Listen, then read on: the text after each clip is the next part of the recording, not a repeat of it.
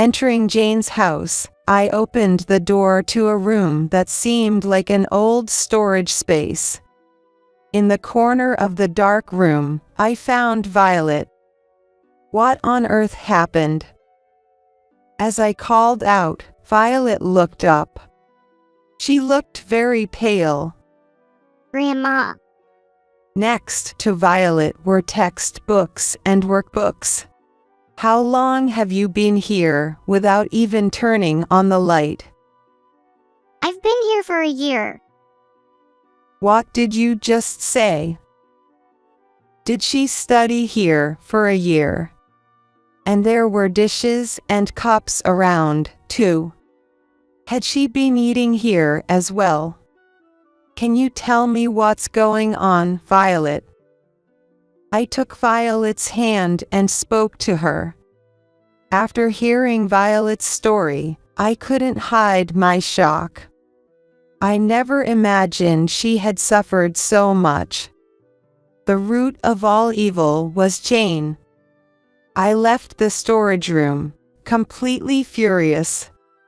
I found Jane and screamed at her, shaking with anger. What were you thinking, locking a child up in such a place? What you are doing is wrong. Just as Jane was about to retort, the front door opened and someone came into the house.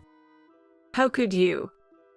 I stared at a bewildered Jane with a cool gaze. My name is Hillary Taylor, 63 years old. I currently live with my husband, Kyle, just the two of us, and I'm a housewife. Kyle is 65 this year. He's retired, and we spend our days relaxing at home. We have two sons, Kevin and Jeremy. Kevin is 38, and Jeremy is 34. They've long since left the nest and built their own families, so now we only see them during holidays like Christmas and Thanksgiving. Since the younger son's family has no children, our only grandchild is Violet, the daughter of our eldest son's family. Violet is a lively and adorable girl who turns 8 this year. She always talks to me, calling out Grandma, Grandma, and gives me her drawings, which she's good at. One of her drawings, featuring smiling portraits of Kyle and me, is displayed prominently in our living room. Looking at it always warms our hearts. I wonder how Violet is doing. I'd like to see her soon. Kyle remarks with a squint. Yes, I do want to see her drawings again. Violet was happily drawing today as well. We believed that.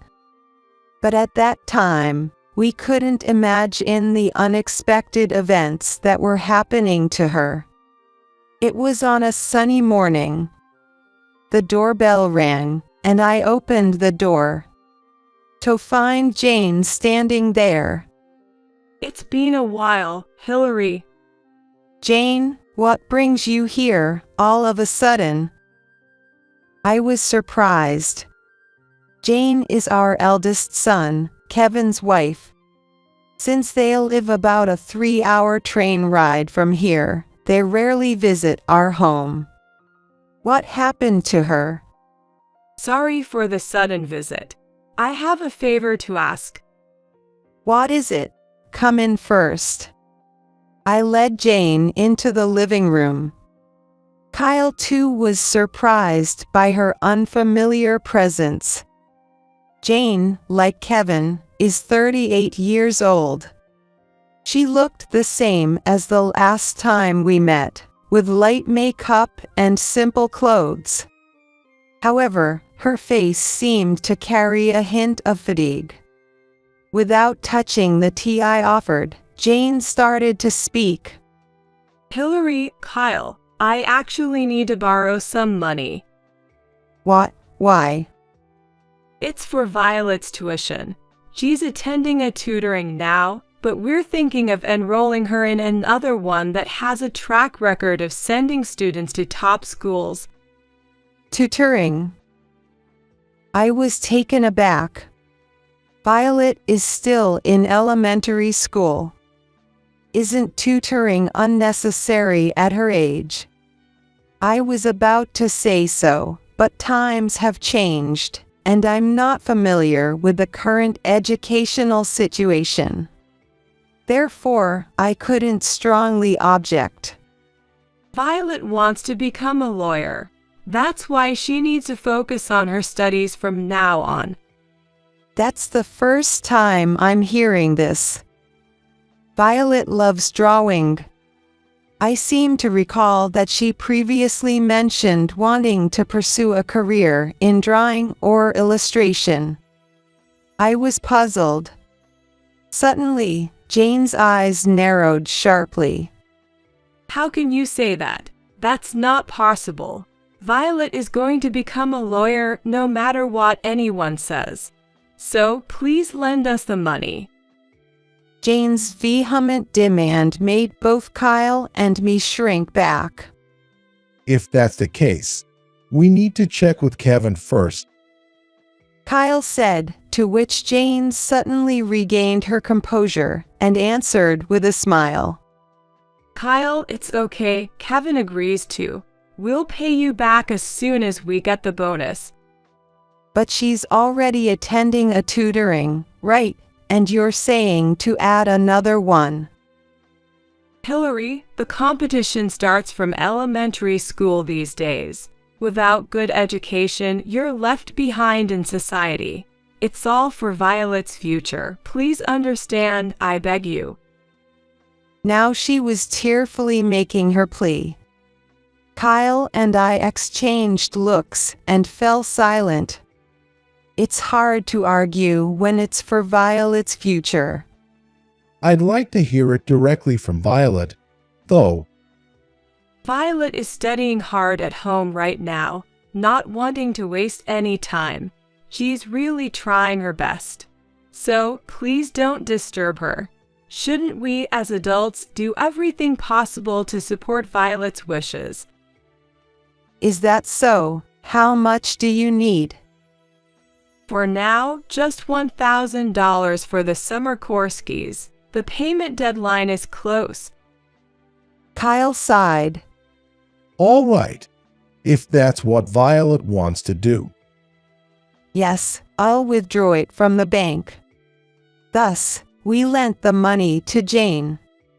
But it was all news to me. I had no idea Violet wanted to be a lawyer. But after all, we are just grandparents and don't live with her. It's no wonder Violet has a change of mind. That's what I thought, trying to convince myself. But the story didn't end there. A few days later, while reading the newspaper, Kyle looked up and said thoughtfully, About Violet, does she really want to become a lawyer? I mean, if she truly thinks so, of course, I'll support her. But it was quite unexpected. Yes, maybe we should hear it from Violet herself. I decided to make a phone call. Violet doesn't have a cell phone. The only way to communicate with her would be through Jane. Hello, Jane, thanks for the other day. Is Violet there? Can I talk to her? Violet, she can't answer the phone. She's busy. Jane responded curtly. Just for a short while. Then Jane suddenly started yelling. Just for a while. What if she misses solving even one problem during that time? The entrance test for the tutoring we talked about is coming up. The test scores will determine her class placement. She has to get into the top class or she'll fall behind. Do you know how hard it is to catch up after that? I was taken aback by Jane's torrential tirade. And since she was completely unyielding, I had no choice but to reluctantly end the call. How did it go? Kyle asked anxiously, and I shook my head. No good, Jane wouldn't put her on the phone. What? Why? I don't understand it myself. I'll try calling Kevin. I searched for Kevin's name on my smartphone's contact list. In fact, Kevin was not living with Jane currently. He had been on a work assignment alone for about a year now. He proudly told me last year that the company had high hopes for him and promised a promotion upon his return from this assignment. I didn't want to involve him too much, but it seemed necessary now. Kevin answered the phone immediately. Hello. Oh, it's you, Mom. Sorry to bother you when you're busy. It's about Violet. I briefly recounted my exchange with Jane. Then Kevin expressed surprise. Wait, what? Violet wants to be a lawyer. I've never heard of that. Kevin, like us, had never heard of it. Moreover, he was unaware that Jane had become so enthusiastic about Violet's education.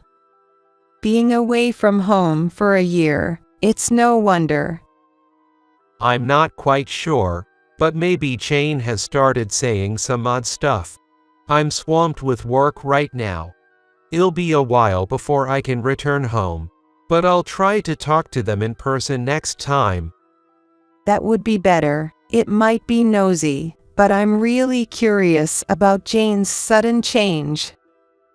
Is it that weird?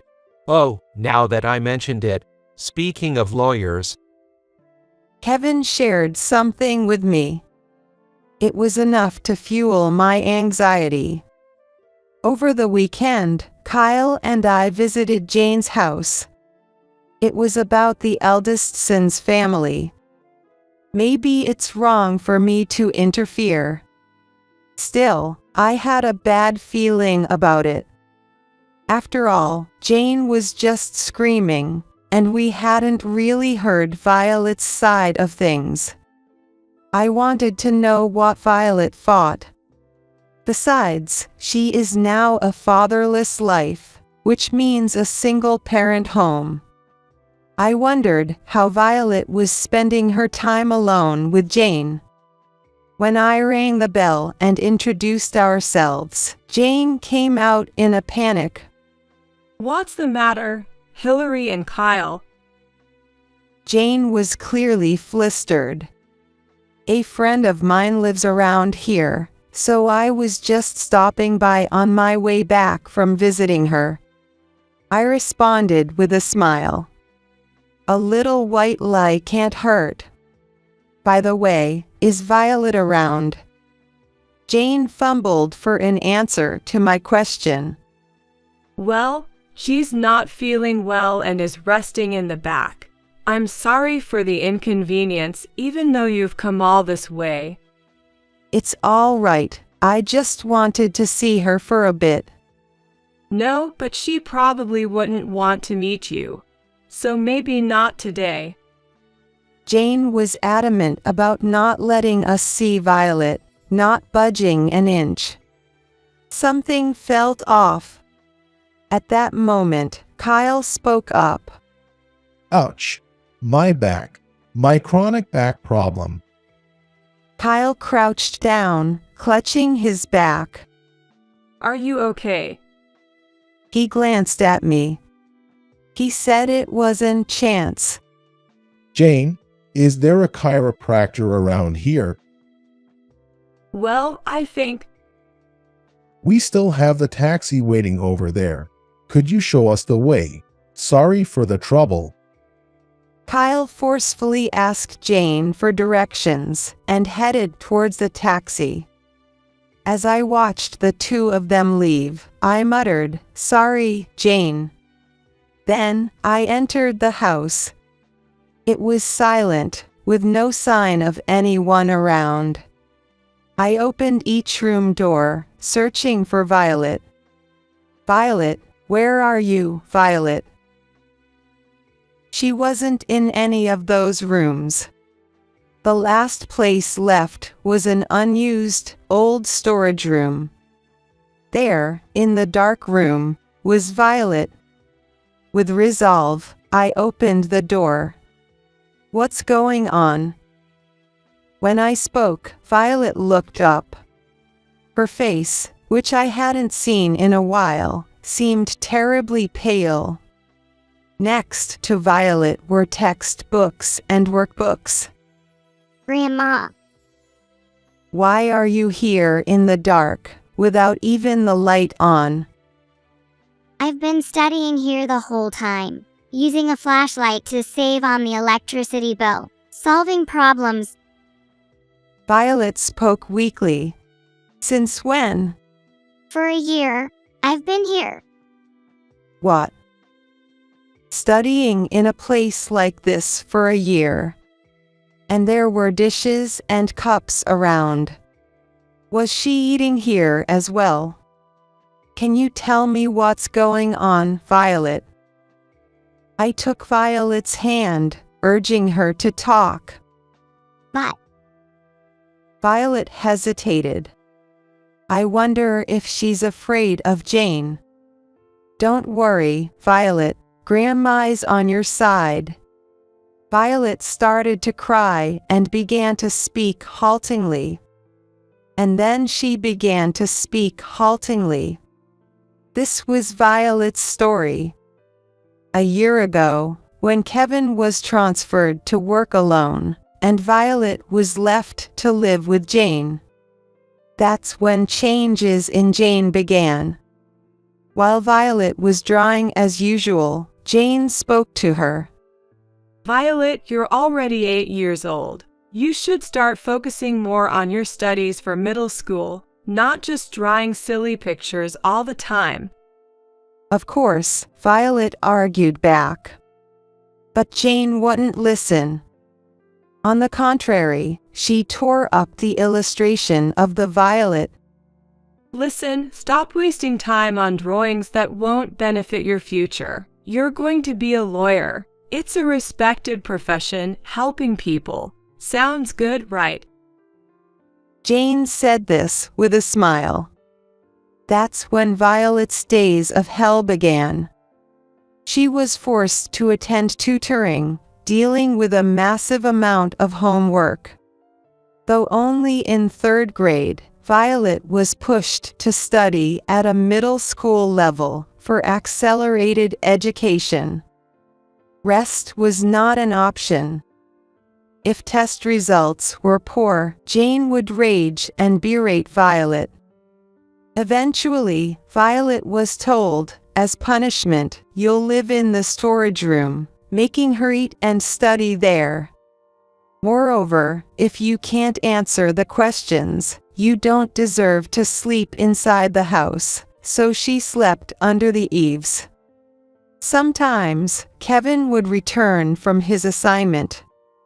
However, Jane would act normally only when Kevin was home. She also made sure to warn Violet, you know what will happen if you tell your dad, right? This made it impossible for anyone to seek help. I was stunned by these revelations. Jane's behavior wasn't just being enthusiastic about education. It was clearly excessive. I was trembling with anger. Jane said it was for Violet's future, but this is not for Violet. I've been drawing these secretly because I would get scolded by Mom. Violet showed me a piece of paper.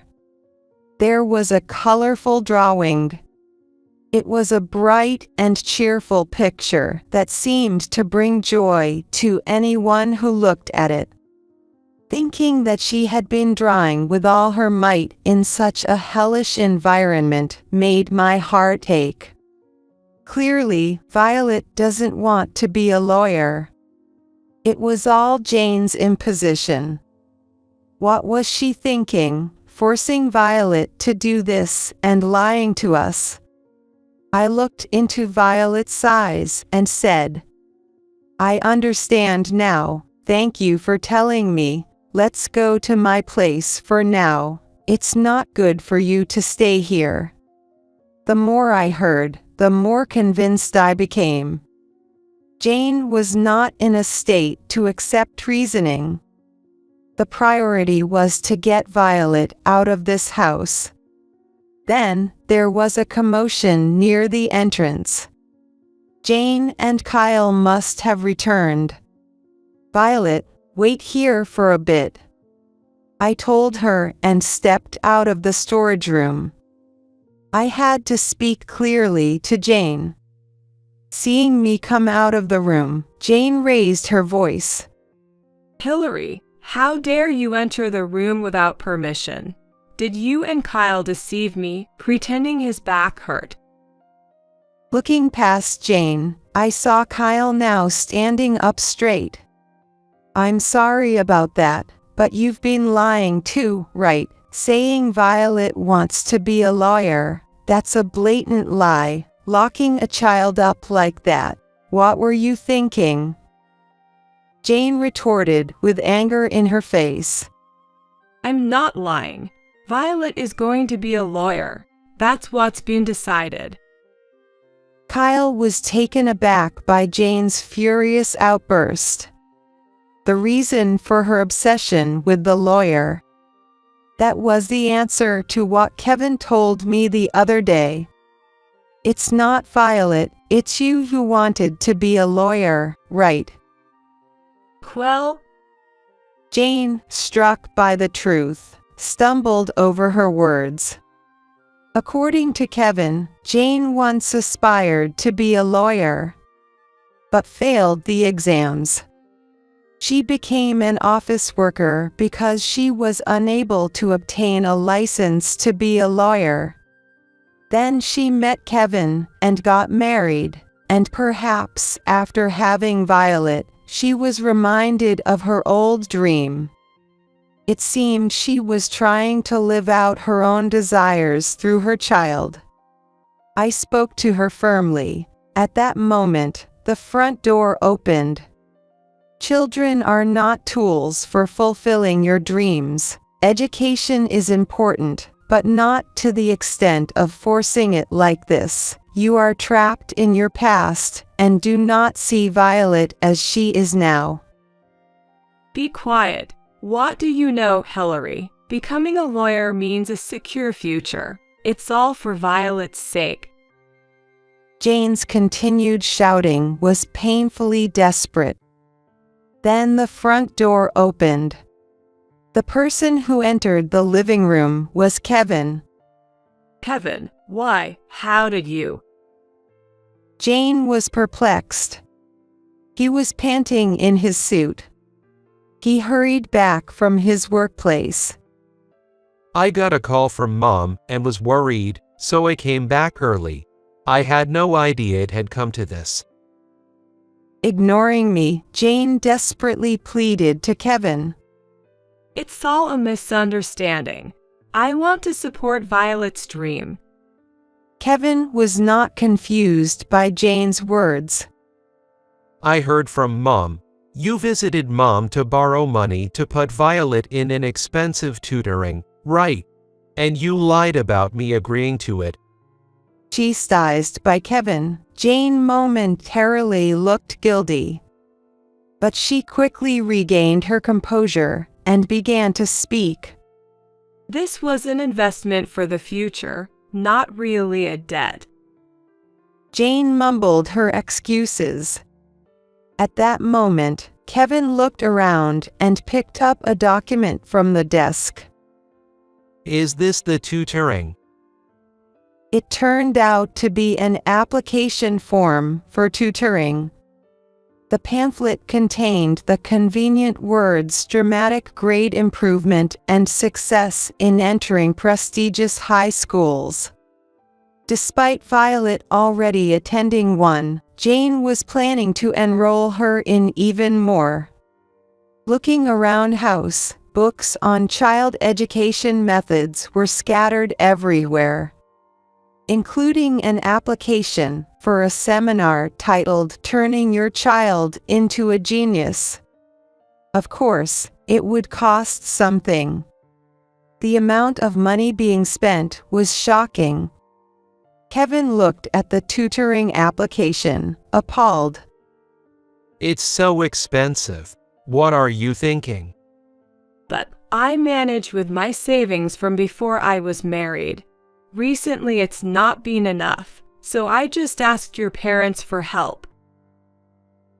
Jane made an excuse on the spur of the moment. She doesn't seem to think he's at fault one bit. Kevin sighed in frustration, deciding to ignore Jane. It looks like Kyle has decided to ignore Jane from now on. Turning to me, he said wearily, There's no point in talking to Jane anymore. Where is Violet? She's in the storage room in the back. She's been isolated there, as a punishment for not being able to study. She even eats and sleeps there, under the eaves. I just can't leave Violet here. Upon hearing this, Kevin exploded. What? That's unbelievable. Then Violet came out of the room. Dad, you're back. She was noticeably thinner, with dark circles under her eyes. Seeing her, Kevin embraced Violet. I'm so sorry, Violet. I didn't realize. I'm sorry. He then glared at Jane. Violet can't stay here anymore. I'll take her with me. That's best. You can't just decide that. Kevin shouted at Jane, who was persistently pressing the issue. I can't leave her with you anymore. Reflect on your actions alone. Jane flinched and fell silent. Leaving Jane standing there, Kevin, Violet, Kyle, and I left the house. We headed towards the station, starting to walk. During this time, Kevin was still handling calls from work, indicating he was extremely busy. After finishing the call, Kevin apologized to us. Sorry, Mom. Work is hectic. Could you look after Violet for a while? I'll sort things out once things calm down. Of course, we'll take good care of Violet, don't worry. Are you okay, Violet? I turned to Violet. Yeah, I'm okay. Violet looked a bit anxious. I wonder if Jane's spell hasn't been broken yet. I squeezed her hand reassuringly. By the time we reached home, it was completely dark. Violet finished her dinner and fell asleep immediately. She must have been under a lot of pressure lately. She seemed to have worn herself out completely. Poor child, being forced into this. I couldn't help but tear up looking at Violet's sleeping face. I never imagined it would come to this. Kyle sighed deeply. Kevin left Violet in our care and returned to his posting. Kevin said he was going to persuade Jane, but can he? My worries proved accurate. A week later, Kevin contacted us. He had been trying to reason with Jane in between his busy work schedule. Kevin repeatedly tried to persuade Jane, urging her to realize the foolishness of her actions and to change her ways. However, Jane showed no signs of repentance. Far from showing remorse, Jane even said, "Where have you put Violet? She will fall behind in her studies. There are tests coming up soon." Are you still talking like that? Go back to who you were. Kevin pleaded, but she retorted immediately. I'm normal. I'm the one who thinks about Violet more than anyone else. Despite hours of conversation, no resolution was reached, eventually leading to her hanging up the phone. The situation was at a standstill. It was around the time discussions emerged about considering divorce and Kevin formally taking custody of Violet. One morning, the doorbell rang, and when I opened the door, then there was Jane standing there. Jane. She was in her pajamas, her hair a mess, and her eyes were wild. Hillary, Violet is here, right? Give her back to me. She barged in, searching for Violet. What's going on? Kyle was shocked by her sudden appearance. Ignoring him, Jane rushed upstairs. Violet, Violet. I hurried after her, and she found the room where Violet was. Mom. Upon seeing Jane, Violet exclaimed in surprise. Come on, Violet, we're leaving. You have a test to study for. What are you talking about? Violet is. I tried to interject, but Jane shouted. Stay out of her, Hillary. Violet stood up, confused by her mother's sudden visit, and she declared firmly, I won't go back. What are you saying? I won't become a lawyer. Studying is important, but I have other things I want to do in the future. Don't decide my future without me. Violet's assertive tone shocked Jane, distorting her face. I embraced Violet's shoulders. Well said, Violet. But Jane, furious, glared at me. I get it, you must have brainwashed Violet, and forgivable. She is going to become a lawyer. The idea that we had brainwashed Violet was absurd. Jane has become uncommunicative. Even though I thought it was pointless, I raised my voice. I just had to say this one thing. What are you talking about? Wake up, can't you hear your child's real voice? Violet is suffering because of what you're doing. You keep saying it's for the child, but you're only thinking of yourself. If you want to be a lawyer so badly, you should pursue it yourself, not force it on Violet. Huh. Jane fell silent, looking frustrated. But in the next moment, Jane's eyes gleamed sharply, and she grabbed Violet's arm as if to use force. Come on, Violet, you need to study. No. Let me go, Mom. Violet protested, trying to pull away as Jane dragged her out of the room. Wait. Violet resisted. During their struggle, they lost balance. Watch out. Kyle shouted. But it was too late. They tumbled down the stairs. Violet, Jane. When I called out, Violet responded with I'm okay and managed to get up, but Jane remained motionless. Kyle immediately called an ambulance. I was bewildered by the serious turn of events. Jane was quickly taken to the hospital by ambulance.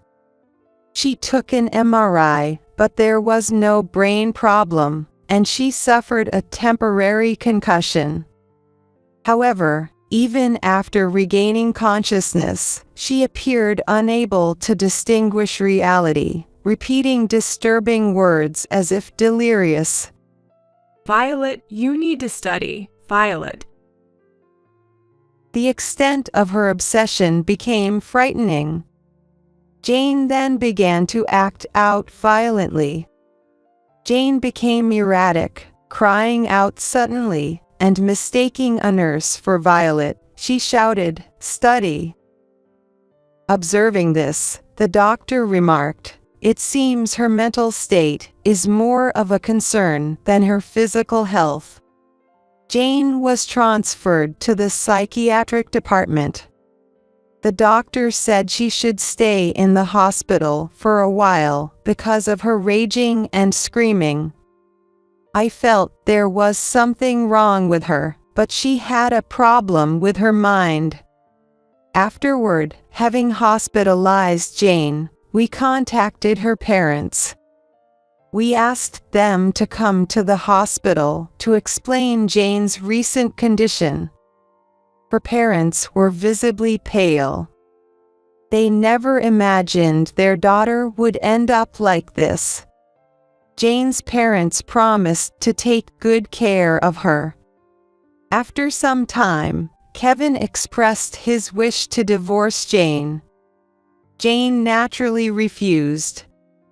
However, Kevin initiated legal proceedings, and as a result, the divorce was finalized. Kevin gaining custody of Violet.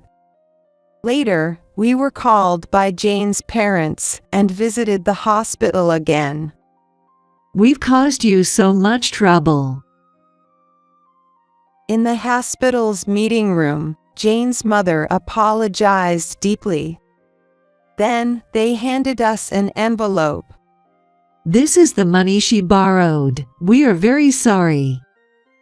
It was the $1,000 that she said was needed for Violet's tutoring, which she borrowed from me and Kyle. It seemed Jane's parents had covered the debt. I looked intently at their faces. Despite being around their 60s, just like us, Jane's parents looked much older. This turmoil must have aged them considerably. "Thank you kindly. How's Jane doing?" I casually asked. "That's just it. She hasn't improved much. She keeps shouting at anyone to study or yelling you must become a lawyer. So, we have no choice but to keep her here for a while longer." Saying that, Jane's mother sighed. Apparently, when Jane was young, her parents incessantly told her to study hard and aim for a respectable career. Sometimes even yelling at her when her grades were poor. I wonder if it's because we pushed Jane too hard when she was young that things turned out this way. It's too late now, but we deeply regret it. Jane's mother's unexpected confession left me with mixed feelings. This was the root of Jane's breakdown. A negative cycle passed down from her parents to Jane, and then to Violet. However, this cycle had to be stopped. With resolve, I declared, "Children have their own happiness. When parents impose too many of their ideals, it can break the child's spirit." Violet was also in danger of this. From now on, Kevin and we will take responsibility to ensure Violet grows up freely and happily. Jane's mother was in tears. She must be reflecting on what she did to little Jane. I hope that from now on, they can live while offering support to Jane, whose spirit has been broken. With these thoughts, we left the hospital. Afterward, Violet and Kevin began living with us. Kevin requested a transfer. Kevin negotiated with his superiors to work at a branch near our family home. I was worried that this might affect his chances for promotion, but Kevin reassured me, dismissing the concern as if it were nothing. It's all right. I've been too focused on work and overlooked the discrepancies in Jane and Violet's relationship, which I regret. Now, I want to be more attentive to Violet. Saying this, Kevin smiled. Fortunately, Kevin, who had an understanding boss, won the promotion on his performance. This brought us relief. Violet has regained her brightness since then. The move necessitated a school change, which initially worried us. But Violet said, "I'd rather transfer schools." In her previous environment, academic pressure had limited her playtime with friends. It seems that this led to Violet becoming isolated. However, Violet made a lot of new friends after she changed schools and became brighter. Now, she enjoys drawing her favorite illustrations and sharing them with everyone. She smiles and says she wants to be an illustrator in the future. Seeing Violet return to her original self and being happy is the most joyful thing for us. Parents worry about their children's future, and parents tend to put more rails on their children than they need. But if you make a mistake, it's just an imposition of your ideal. We keep this in mind, gently overseeing their growth. The most important thing is Violet's smile. We continue to hope that Violet will grow up healthy and happy.